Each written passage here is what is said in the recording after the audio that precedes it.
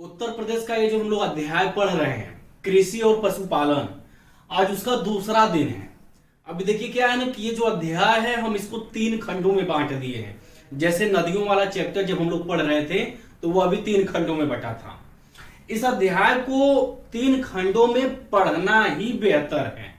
Reason क्या है, इसमें आपको समझने से ज्यादा बहुत ऐसी चीजें हैं ना, उनको जैसे हाई स्कूल इंटर में हम लोग क्वेश्चन बैंक रखते थे पेपर टाइम में, वैसे याद करने वाली चीजें हैं। है आसान बहुत भाई, पशुपालन में है गाय भैंस ये सब, मतलब उल्टा सीधा खरी बकरी वाला काम है।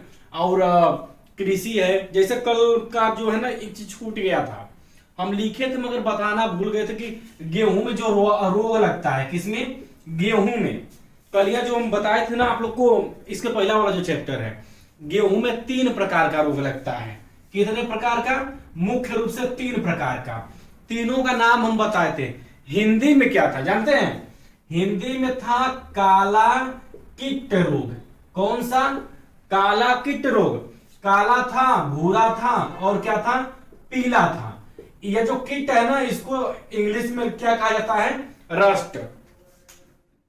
समझिएगा मेरी बात को।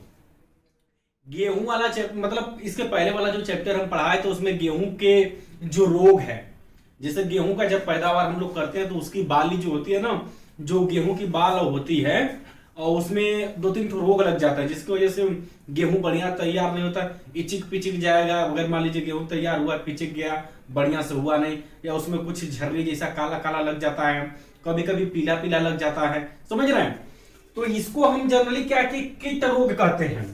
काला कीट रोग, सफेद के अरे पीला कीट रोग, और आपका ये जो मिट्टी वाला कलर है भूरा कीट रोग। अब बाकी इंग्लिश में यदि विकल्प में आता है तो कीट का मतलब क्या है, रस्ट। क्या है, काला rust, black rust, brown rust, शायद भूरा को ब्राउन कहा जाता है। इंग्लिश हमको उतना आता नहीं है। और उसके बाद येलो रस्ट हो गया। समझ रहे हैं। अब देखिए हम जो ये चैप्टर पढ़ने जा रहे हैं, आपको सबसे पहले क्या समझना है, जैसे उत्तर प्रदेश है या कोई भी राज्य है तो वहां से फसलों को दूसरे देश में, दूसरे राज्य में भेजा जाता होगा। एक बात बताइए हमको, जैसे हमारा उत्तर प्रदेश है, यहाँ टमाटर बहुत ज्यादा पैदा हो गया, बहुत ज्यादा टमाटर पैदा हो गया या आम हो गया, तो ये तो कहीं ना कहीं और भेजा जाएगा कि नहीं भेजा जाएगा। तो जब हम भेजते हैं तो उसको निर्यात कहते हैं। एक तरह से इंपोर्ट एक्सपोर्ट कर लीजिए, आयात निर्यात कर लीजिए। समझ रहे हैं। तो हमारे उत्तर प्रदेश में कुल 3 केंद्र हैं आयात निर्यात वाले, जिसे हम जानते हैं क्या कहते हैं, उसको हम कहते हैं कृषि निर्यात जोन। खेती से जो हम लोग पैदा करते हैं, खेती से जो हम लोग पैदा करते हैं, उत्तर प्रदेश में कृषि के कुल कितने निर्यात जोन है, 3 हैं। अभी हम बताएंगे कि ये तीनों जो है लखनऊ, सहारनपुर, आगरा। समझ रहे हैं। देखिए जो लखनऊ हमारी राजधानी हो गई। पहला बात की इस पर मुगलों का कब्जा था, आपको पता है। मुगलों के मामले में एक लखनऊ आता है उत्तर प्रदेश में, और दूसरा क्या आता है, आगरा। भाई अगर हम मुगल साम्राज्य की बात करें तो सबसे महत्वपूर्ण केंद्र मुगल साम्राज्य में क्या क्या रहे हैं, एक लखनऊ, दूसरा आगरा। तो कृषि निर्यात केंद्र 2 ये हो गए, और तीसरा जो है हमारा हिमाचल प्रदेश से ऊपर लगा है, यूपी का सबसे उत्तरी जिला सहारनपुर। ये सब चीजों जो है ना, हम आपको कई बार मैथ के माध्यम से बता चुके हैं। अभी देखिए आपसे एक बात बोलेंगे हम, जनरली क्या है ना कि बड़ाई फड़ाई अपना करना नहीं चाहिए, वो सब बेवकूफी होती है। हम आपसे एक बार रिक्वेस्ट करेंगे ना कि देखिए आप पढ़ते रहिएगा, अब पढ़ते रहिएगा, यकीन मानिए ना कि आप लोग बहुत आगे जाएंगे। अगर हम सिलेबस यूपी जी के हो, हिंदी हो, या जो भी कंप्लीट कर रहे हैं, संविधान और इतिहास तो हम और अच्छा से पढ़ा रहे हैं, उसमें बहुत मेहनत की है। और जानते हैं जो मेन सब्जेक्ट हमारा है, अभी जो हमारा अपना खुद का मेन सब्जेक्ट है, उसको हम बचा के रखे हैं, उसको मेन समय में दागेंगे। और आप लोग कितने भी वीआईपी टीचर से पढ़े होंगे, आप लोग यदि कितनों बहुत बड़ा से बड़ा टीचर का पढ़े होंगे ना, एक बार पढ़िएगा आपको टीचर बना देंगे हम गारंटी दे रहे हैं। जिस दिन शुरू किए ना, आपको टीचर बना देंगे मैथ का।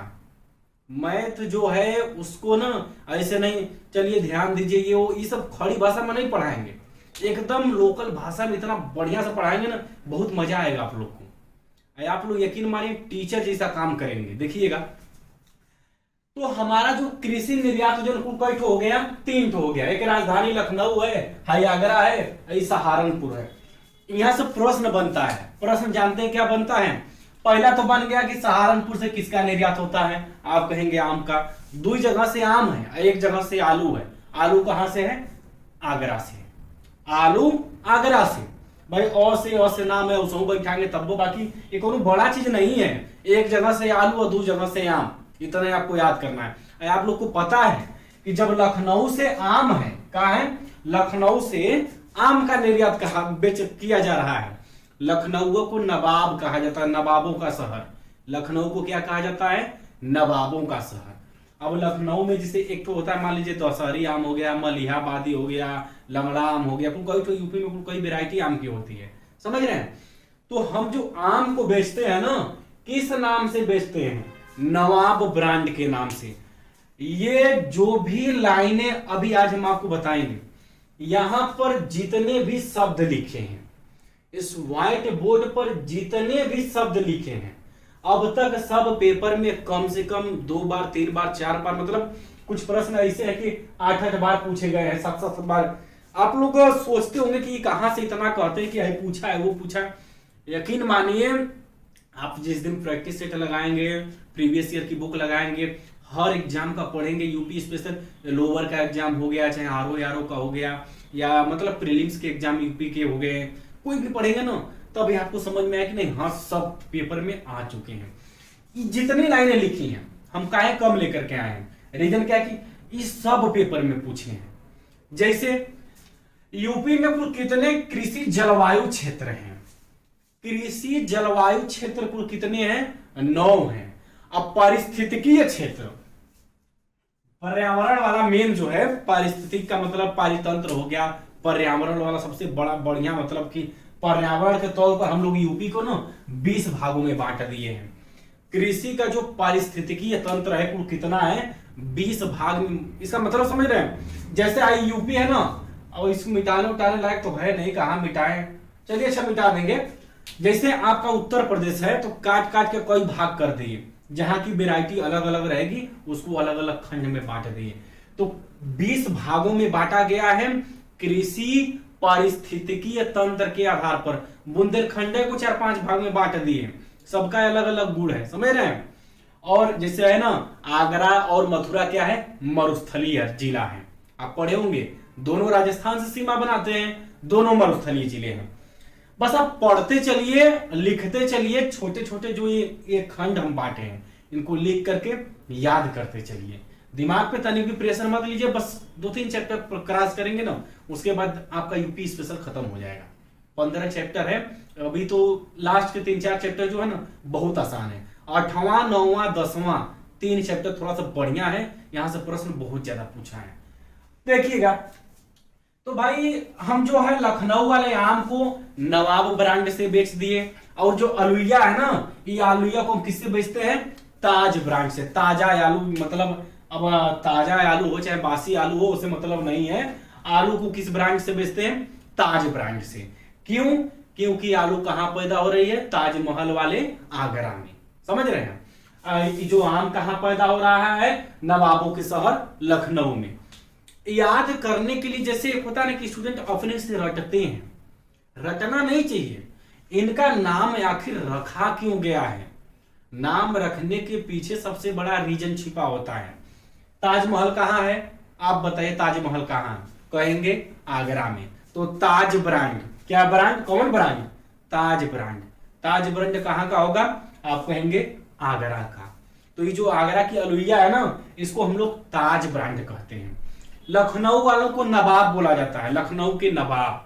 तो लखनऊ से जो चीज को बेच रहे हैं, इसको क्या कह रहे हैं? नवाब ब्रांड कह रहे हैं। अच्छा ये बताइए, ये सब आपको याद हुआ कि नहीं हुआ? सबसे उत्तरी जिला सहारनपुर एक तो है, और फिर लखनऊ और आगरा है। आगरा में ताजमहल था तो ताज ब्रांड हो गया, और लखनऊ में नवाब है तो नवाब ब्रांड हो गया। मगर ये आपको सबसे बड़ा चीज जानते हैं क्या याद रखना है? कहां क्या है? सहारनपुर में आम है, लखनऊ में आम है, और आगरा में आलू है। समझे मेरी बात को? फिर देखिए, अच्छा ये समझ गए आप ना कि जो कृषि जलवायु क्षेत्र, जलवायु के आधार पर जो कृषि को बांटा गया है, किसके आधार पर? जलवायु के आधार पर कृषि को कितने भाग में बांटा गया है? 9 भाग में। अब पारिस्थितिकीय तंत्र के आधार पर, पर्यावरण कह लीजिए, मुख्य जो गुण उसका होता है, पारिस्थितिकीय तंत्र के आधार पर 20 भाग में। ये दोनों पेपर के प्रश्न हैं, समझ रहे मेरी बात को। और देखिए जो 2011 की जनगणना हुई थी, भाई सब लोग जानते हैं कि जो जनगणना है 10-10 साल पर होती है। 2021 वाली जनगणना पता नहीं है, कोरोना से जवन भी जैसे अब 2022 चल रहा है तब वो नहीं हुई। अब देखिए 11 वाली जनगणना 21 में हो जानी चाहिए, तो हुई नहीं, पता नहीं का रीजन है का नहीं है, कब होती है वो क्लियर नहीं है। तो 2021 में जब जनगणना हुई थी ना, तो यहाँ के जो 59% लोग हैं, ये एकदम डाटा सरासर गलत रहता है। आप अपने गांव में अच्छा घूमिए, अपने गांव में मान लीजिए 100 आदमी हैं, कितने आदमी हैं? 100 आदमी हैं। तो उतना में से आपको ये बताइए कई आदमी नौकरी करते हैं और कई आदमी बढ़िया वाले कंपनी में काम करते हैं, इतने बताइए। आप जब अगर गहन अध्ययन करेंगे अपने मोहल्ले में 100 आदमियों में ना, आपको लगेगा 2-4 नौकरी कर रहे हैं। भाई ग्रामीण इलाका है, शहरों में भी यही स्थिति है, शहरों में भी यही स्थिति है। मुश्किल से 100 में 20 लोग नौकरी करने वाले प्राइवेट को लेके होंगे, बाकी 80 लोग जो है ना मजदूरी करके कैसों खेती होती करके खाते होंगे। यही कह रहे हैं कि 59% लोग कृषि पर निर्भर करते हैं। कृषि से आजीविका चलाने वाले यूपी में 59% है। अगर ध्यान से आप देखें तो आप कहेंगे लगभग 80% से कम नहीं होंगे, समझ रहे हैं। तो जो जनगणना 2011 में सब बकवास होता है। 59% जनसंख्या जो थी कृषि पर निर्भर थी, अब बाकी लोग नौकरी कर रहे थे, कंपनी में व्यापार कर रहे थे, इसी से बिजनेस कर रहे थे, दुकान खोल के बैठे थे, उनको कृषि में निर्भर नहीं थे, समझ रहे हैं। तो ये चीजें हो गई आपकी। और देखिए क्या है, बस आप लोग पढ़ते चलिए, धीरे धीरे ना जितनी भी चीजें है ना सब याद हो जाएंगी। एक एक डाटा जो है पूरा का पूरा डाटा है आपको याद हो जाएगा। और जिस दिन आप रिवाइज करके जब प्रैक्टिस सेट मारेंगे ना, तो मारेंगे एकदम धजिया, एकदम बढ़िया से पूरा रगड़ के आप लोग रख देंगे। अब देखिए यहां से प्रश्न क्या बनते हैं, कौने जिला में का सबसे बढ़िया फेमस है, कौने जिला में सबसे ज्यादा किसका निर्यात होता है। हम कहे थे जैसे ये हमारा यूपी है, अब उल्टा बना रहे, मान लीजिए टेढ़िया के बन जाए तो अगर बात अलग है। ये मान लीजिए हमारा उत्तर प्रदेश है, ठीक है ना। सबसे उत्तरी जिला जो था क्या था, इसका क्या नाम था, आप कहेंगे सहारनपुर। ये जो जिला है सबसे उत्तरी जिला सहारनपुर में संतरा होता है, का संतरा, उसके साथ लीची। सहारनपुर में संतरा और लीची। हम बोले हैं कि देखिए एक एक शब्द पेपर में आ चुके हैं, ये डाटा आपको लिख करके हर हाल में याद करना पड़ेगा, समझ रहे हैं। तो हमारे सहारनपुर में संतरा और लीची होता है। भाई आप इतना दिमाग से सोचिएगा, अगर मान लीजिए बाई चांस हम रटवा रहे हूं, आपको न समझ में आए, हमको एक बात बताइए, जो सेब होता है, सेब संतरा अंगूर ये सब जनरली ऐसा, अंगूर तो हटाइए, कहेंगे कश्मीर उश्मीर में होता है, ठंडा वाले प्रदेश में। हमारे उत्तर प्रदेश में सेब होता है? नहीं होता, न एमपी में होता है, न महाराष्ट्र में होता है, न बिहार में होता है, न झारखंड में होता है। कहां होता है? आप कहेंगे हिमाचल प्रदेश ले लीजिए और जम्मू कश्मीर। सेब संतरा जो फल उल है, ये सबसे जो ऊपर वाला जिला है जम्मू कश्मीर के करीब कहेंगे। अगर आपको जम्मू कश्मीर जाना हो, इधरिया वाले व्यक्ति को जाने में 10 घंटा लगेगा ना, तो इसको 6 घंटा लगेगा, समझ रहे हैं। सबसे पहले कौन पहुंचेगा? सहारनपुर वाला व्यक्ति पहुंचेगा। सहारनपुर ठंडे प्रदेश में है, हिमाचल प्रदेश से सीमा बनाने वाला राज्य कौन सा है और जिला कौन सा है? सहारनपुर। तो एक बात बताइए, जो फल है संतरा और लीची, तो जो जम्मू कश्मीर और हिमाचल प्रदेश के आसपास रहेगा वही जन होंगे, रटने की जरूरत नहीं है। आप यदि समझ गए कि ताज ब्रांड का मतलब ताजा ताजमहल आगरा, तो आलू को आगरा में आप मार लेंगे ताज ब्रांड के नाम से। आ गया कि आलू को किस नाम से बेचा जाता है, निर्यात किया जाता है उत्तर प्रदेश में, नवाब ब्रांड दे दिया, ताज ब्रांड दे दिया, कौन और ब्रांड दे दिया। कंफ्यूजन नहीं होना चाहिए। आलू अगर आप जानते हैं आगरा में होती है, आगरा में ताजमहल भी है, ताज ब्रांड चला गया वहां आलू के, है कि नहीं। ये हमारा जो सहारनपुर है ये जम्मू कश्मीर और हिमाचल प्रदेश के करीब है। हिमाचल प्रदेश के तो बॉर्डर पर है, जानते हैं। ठंडे क्षेत्र में है, ठंडे क्षेत्र में है, और फल जितने भी होंगे ठंडे क्षेत्रों में होंगे। तो ये याद हो गया कि नहीं याद हो गया? मेरे ख्याल से हो गया होगा। अब हम बात करते हैं ना कि जो हल्दी है, हल्दी शादी ब्याह में सबको लगता है, और नीबुआ है, नीबुआ हो गया, और उसके बाद क्या है आदि, अदरक। ये जो आदि है, अदरक है और हल्दी है, दोनों तो एक वेराइटी का होता है। अदरक और हल्दी एक वेराइटी का होता है, दोनों जमीन के नीचे होता है। जान रहे होंगे आप, ये अदरक और हल्दी दोनों जमीन के नीचे होता है। ये आपका कौन सा है? नींबू है। जो नींबू कैसा होता है? आप कहेंगे इसमें बहुत कांटा होता है। क्या होता है? बहुत ज्यादा कांटा होता है। नींबुआ में बहुत ज्यादा कांटा होता है। ये हल्दी जो अदरक है ना, ये जमीन के नीचे पैदा होता है, और वो 2-3 साल लग जाता है, 3-4 साल, 2-3 साल सूरन उरन है, 2-3 साल लग जाता है, जल्दी तैयार नहीं होता है। रीजन क्या है? अगर इसको पानी लगा, अगर इसको पानी लगा तो ये सड़ जाएगा। एक बात बताइए, हम आपसे कहे हैं ना कि मान लीजिए हल्दी की अटार, जैसे मान लीजिए कैसे हो ऐसे बनी रहती होगी, जैसे भी बनाने नहीं आ रहा है, मान लीजिए जैसे ये आपकी, जैसे ये हल्दी है, ये मान लीजिए हल्दी है, जैसे मान लीजिए जो रहता है अदरक है, ये नीचे पैदा हो रहा है, मिट्टी के नीचे पैदा हो रहा है, और नीचे पैदा हो रहा है, बार बार पानी दे देंगे। अगर हैंडपंप चला दिए और पानी चला गया तो ये नीचवा सड़ जाएगा ना, नीचवा क्या होगा? सड़ जाएगा। समझिएगा, हमारा जो ऊपरी जिला है, ये जो ऊपरी जिले हैं सब नदियों से घिरे हुए हैं, तराई क्षेत्र। हर चैप्टर में ये बात आपको हम 50 बार बता चुके हैं कि जो बीच में गंगा बहती है, ऊपर का तराई क्षेत्र है, ये सब पूरा मतलब कि पानी वाले क्षेत्र हैं, जहां बहुत ज्यादा नदी नहर कुल बहुत ज्यादा है, जंजाल। तो यहाँ पर नमी ज्यादा रहती है, दलदल। तराई वाला तो पूरा दलदल है। अब ये हल्दी और अदरक जो है निचवा उगाएंगे तो ये बताओ सड़ जाएगा कि नहीं सड़ जाएगा? आप कहेंगे सड़ जाएगा। तो किधर उगाना पड़ेगा? इधर उगाना पड़ेगा। क्यों? इधर क्या पानी नहीं निकलता है? 300 फीट नीचे गहरा खनेंगे ना, खनेंगे नहीं, जो हैंडपंप नलकूप लगता है, 300 फीट नीचे बोरिंग करेंगे तब जाके पानी निकलेगा, वो गर्मिया में सूख जाता है। कहां पर? इस बुंदेलखंड वाले क्षेत्र में। आप याद मत करिए, हमारे क्लास को अटेंड करके पढ़ते रहिए, हम गारंटी दे रहे हैं ना, आपके जो 70% डाटा है, 70% जो ओवरऑल यूपी के डाटा हैं जो पेपर में आते हैं, टोटल है आपको 10 में से 7 प्रश्न नोट्स में मिलेंगे, क्लास में मिलेंगे। मात्र 3 प्रश्न आपको बाहर अपनी बुक में पढ़ना है, परीक्षावाणी और तथ्य सार में।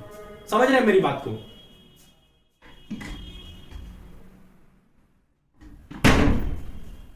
तो ये आपका जो है ना, क्या बता रहे थे हम, भूल गए। देखिए वो तो ऊपर का जो क्षेत्र है तराई क्षेत्र है, और तराई क्षेत्र के बाद नीचे वाला जो बुंदेलखंड वाला क्षेत्र है सूखा क्षेत्र है। यहाँ जल्दी जमीन के नीचे पानी नहीं मिलता, पशु पक्षी गर्मियों में इधर के क्षेत्र वाले जो है ना मर जाते हैं। समझ रहे हैं? तो हल्दी अदरक जमीन के नीचे पैदा होता है, तो ये पानी वाले क्षेत्र में नहीं होगा, इसका मतलब बुंदेलखंड क्षेत्र में होगा। पेपर का प्रश्न है, परीक्षा वाली आप लोग प्रैक्टिस है जो उसमें मारिएगा, आप लोग को सब दिखाई देगा कि सब पेपर में पूछा जा चुका है। फिर है नींबू है। ये नींबुआ जो है ना, ये कटीला टाइप का है। कैसा है? कटीला टाइप का। हम आपको बताए ना कि जो आटा काटा वाला, जो आड़ी झाड़ी वाला सब, तो मतलब खराब खराब जैसे झाड़ी उड़ी झाड़ीदार बन गया एकदम, मतलब कि बकवास वाला जो चीज है, कटीला फटीला सब बुंदेलखंड में होता है, क्योंकि वहां पानी नहीं मिलता है। जब पानी नहीं मिलता तो उतना बढ़ता नहीं है, और लटक जाएगा, लटक के अटीला कटीला जैसा हो जाता है। समझ रहे हैं? तो ये जो आपका नींबू है कटीला होता है, यह भी कहां होगा? बुंदेलखंड में होगा। हमारा देखिए मेन काम है ना, आपको डाटा पूरे मतलब कि क्लास के दौरान ही डाटा इतना बढ़िया से समझा दे कि अगर आप पूरे तरीके से क्लियर कर चुके हैं तो लिखने के बाद इसको आपको याद करना ही ना पड़े, नॉर्मल तरीके से देख लें, पूरा डाटा याद हो जाएगा। पहली बार पढ़ना सबके लिए कठिन होता है। पहली बार जब हम लोग पढ़ते हैं ना तो थोड़ा कठिन पड़ता है, मगर जब चीजों को खत्म कर जाएंगे, चैप्टर एकदम कंप्लीट हो जाएगा क्लास, तो ये चीजें आसान हो जाएंगी।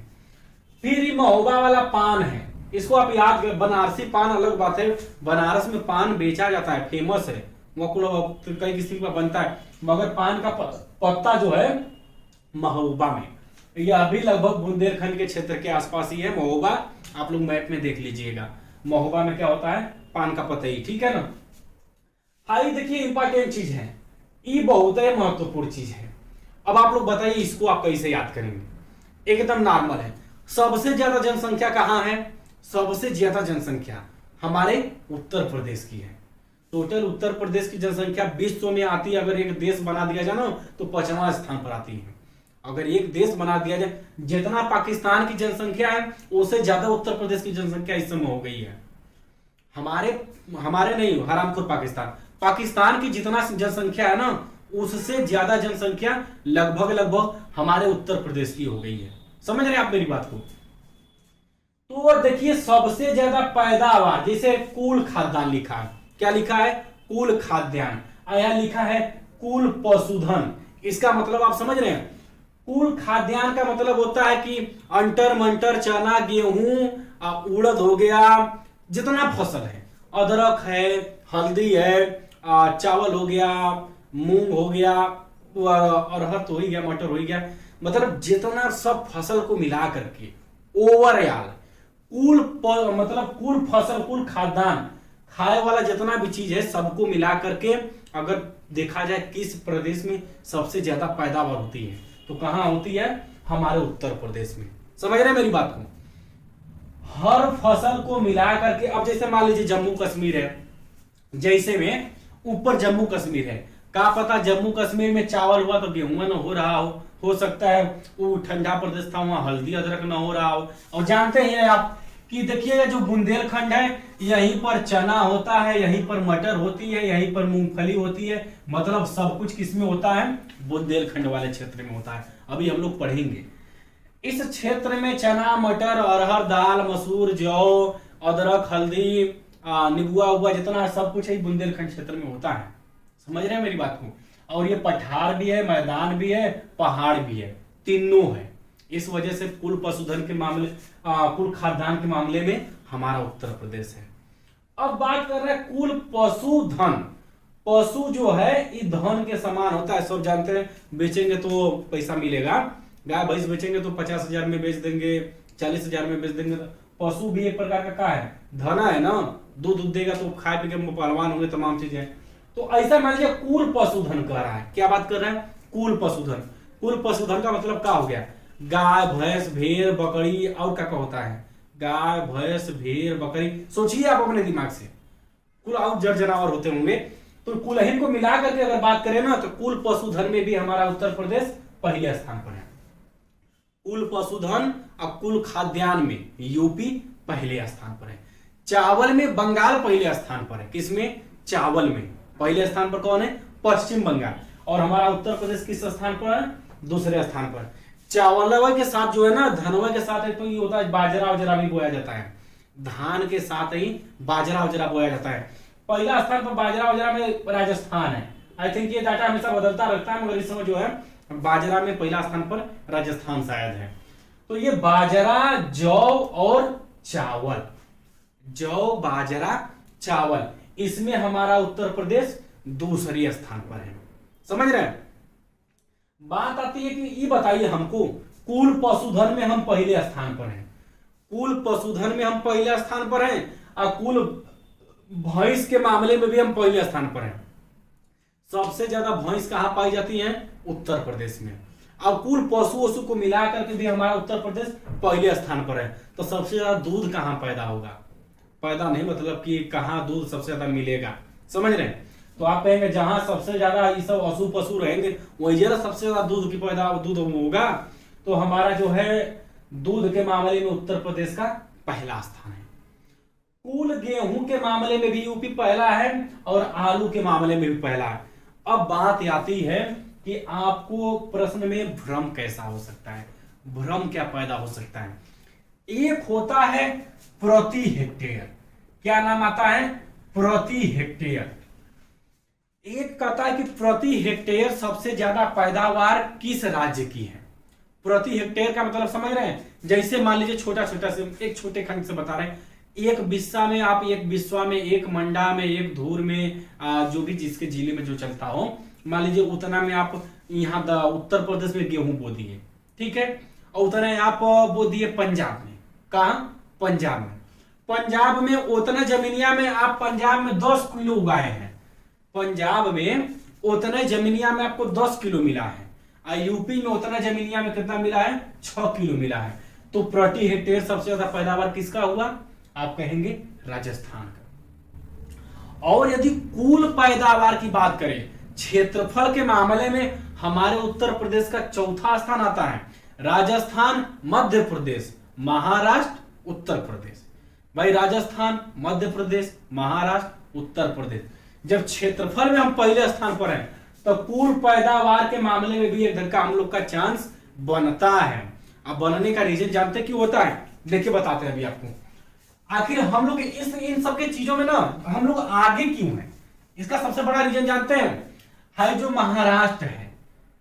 देखिए पहला पर राजस्थान है क्षेत्रफल में, पहला पर कौन है? राजस्थान है, और दूसरा पर कौन है? मध्य प्रदेश है, और तीसरा पर महाराष्ट्र, और चौथा पर उत्तर प्रदेश। आखिर हमसे क्षेत्रफल में 3 मिला ज्यादा है, क्षेत्रफल के मामले में हम लोग से 3 मिला ज्यादा है। तो ये लोग कहे नहीं इन सब में आगे रहे, हम चौथा स्थान पर थे, मगर इस सब मामले में हम पहला स्थान पर है। क्यों? सोचने वाली बात है। क्योंकि हाई राजस्थान जो है ये पूरा लगभग आधा से अधिक लगभग ये कैसा है? मरुस्थल है। ये लगभग आधा से अधिक मरुस्थल है। मरुस्थल में कुछ पैदा नहीं होगा, आलू बालू जैसा रेत रहता है, रेत में क्या उगाएंगे? कुछ उगाएंगे? पानी नहीं वहां टिकेगा। तो ये तो पहले ही खत्म हो गया, राजस्थान खत्म हो गया। अब बात आती है मध्य प्रदेश की। किसकी? मध्य प्रदेश की। हम आपको बताएं ना कि हाई जो हमारा उत्तर प्रदेश था, कैसे मैं आपको बताएं, मान लीजिए ये है, जैसे ये आपका हो गया, ये हमारा जैसे मान लीजिए उत्तर प्रदेश था, नीचे वाला पूरा बुंदेलखंड का जो है पठार है। कैसा है? पठार है। तो इसके नीचवा का जो ये पूरा खंडवा है ना, ये अभी क्या है? पठार है। हमारे उत्तर प्रदेश के बुंदेलखंड से पठारी भाग खत्म हो जाता है। इसके नीचे का पूरा भारत, पूरा कर्नाटक, केरल, चेन्नई, उसके बाद आपका हो गया महाराष्ट्र, हो जितना पूरा उत्तर मतलब दक्षिण भारत है ना, लगभग लाल मिट्टी, लेटराइट मिट्टी, काली मिट्टी, खराब वाली जो मिट्टी है पूरा नीचे में पाई जाती है। सबसे बढ़िया पैदावार जानते हैं किस मिट्टी पर होता है? जलोढ़ मिट्टी पर होता है। किस पर होता है? जलोढ़ मिट्टी पर। आपको दूसरे चैप्टर में हम पढ़ा चुके हैं, याद होगा तो याद होगा। उत्तर प्रदेश की जो सबसे बढ़िया मिट्टी है जलोढ़ है। तो इस वजह से हमारा जो उत्तर प्रदेश है हर मामले में इन लोगों से आगे है। हाई काला मिट्टी है, यो नीचे में पड़ता है। हाई मध्य प्रदेश है, यो नीचे में पड़ता है। ये राजस्थान तो रेत वाला है, तो यहाँ कहाँ से पैदावार होगा? आंसू पशु को पानी नहीं मिलेगा, नदी फदी यही नहीं है। हमारे यूपी में तो इतना नदी है ना कि कौन राज्य में जल्दी नहीं मिलेगी। एक तो महाराष्ट्र में मिलती है, मान लीजिए नहरे बांध बहुत ज्यादा मिलते हैं, मगर महाराष्ट्र में काली मिट्टी है, वहां पर दूसरी फसल पैदा नहीं हो सकती। महाराष्ट्र में क्या पैदा होता है? कपास पैदा होता है। देखिए हम कहेंगे आपसे एक बात कहेंगे कि आपको जो बुक बताए हैं ना, वो बुक आप लोग पढ़िएगा, मेहनत से पढ़िएगा। यदि आप बुक को मजाक में लिए या बुक पर आप मेहनत किए, आप अभी 6 घंटा पढ़ रहे हैं, आपकी तरह 18 लाख लोगों में से कम 6 लाख लोग जो हैं वो भी पढ़ रहे हैं 6 घंटा। मगर आपको जो वो बुकों को जनरली क्या है ना कि कोई चैनल बड़ा चैनल पढ़ाता तो अपने बुकवा दे देता है, गलत सही जैसा मन तैसा, तो वो उसी में फंसे रहते हैं। आपको हम यूनिक बुकें बताए हैं जिनसे चोरी करके वो चैनल बुक बनाते हैं।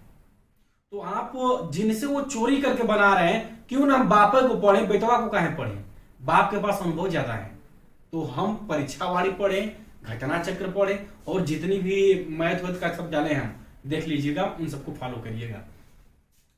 तो अब देखिए, आंवला है, आम है, आलू और दूध, गेहूं, इसमें हम किस स्थान पर हैं? पहले पर है। कृषि की जो है ना रिपोर्ट आती है, कृषि संगणना रिपोर्ट जिसको हम बोलते हैं, इसके पहले जो है ना 2015-16 में आई थी, अभी उसके बाद 2022 तक नहीं आई है। कौन सी रिपोर्ट? कृषि संगणना रिपोर्ट। एक होता है कि हर साल जारी होता है उसका जो है न्यूनतम समर्थन मूल्य, वह तो हर साल जारी होता है। न्यूनतम समर्थन मूल्य अलग होता है, वो हर साल निकलता है। मगर कृषि संगणना रिपोर्ट जो है ना 4-5 साल पर जारी होती है। अभी क्या हुआ कि 2015-16 में जारी हुई थी, 20 में लॉकडाउन है, कोरोना है, 21 में कोरोना, 22 में देखिए जारी कब होती है, क्या होता है। तो आ रहा है कि औसत जोत आकार जो हमारे उत्तर प्रदेश का है ना 0.73 हेक्टेयर औसत जोत आकार हम लोग का खराब है। कितना है?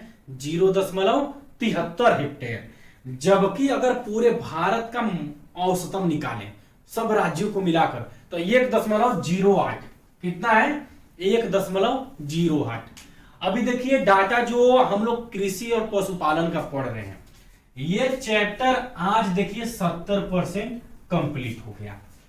आज हमारा ये चैप्टर 70% कंप्लीट हो गया। डाटा को हम बाकायदे आपको आराम से दे रहे हैं और ये सब सदाबहार डाटा है। एक 3-4 साल अभी 2024-25 तक जितने भी लड़के पेपर देंगे ना हमेशा यही काम आएगा। यूपी जी के हम इस हिसाब से लेके चल रहे हैं ना कि कौन चैप्टर में हम करंट अफेयर्स पढ़ा ही नहीं रहे। यूपी का जो करंट अफेयर्स है कौन चैनल में कौन चैप्टर में नहीं पढ़ा रहे। रीजन क्या है? अगर करंट हम बीचों में डाल दिए, क्या पता कि साल भर के बाद डाटा बदल गया, और जब डाटा बदल जाएगा तो फिर हमको गाली देंगे साल भर बाद जो पढ़ेंगे। इसलिए करंट अफेयर्स वाला जो डाटा है ना उसको हम लास्ट में, अब न्यूनतम समर्थन मूल्य जो है हम चाहते तो बता सकते थे मगर नहीं बताएंगे, वो सब रहेगा करंट अफेयर्स में। समझ रहे हैं? तो आप इसको बढ़िया से उतार करके लिख करके याद करके मेहनत करिए, पढ़ते रहिए, मजा आएगा, आप लोग सिलेक्शन लेंगे। भरोसा अपने आप पर रखिएगा, बस भरोसा अपने आप पर रखिएगा, बाकी सब अच्छा होगा।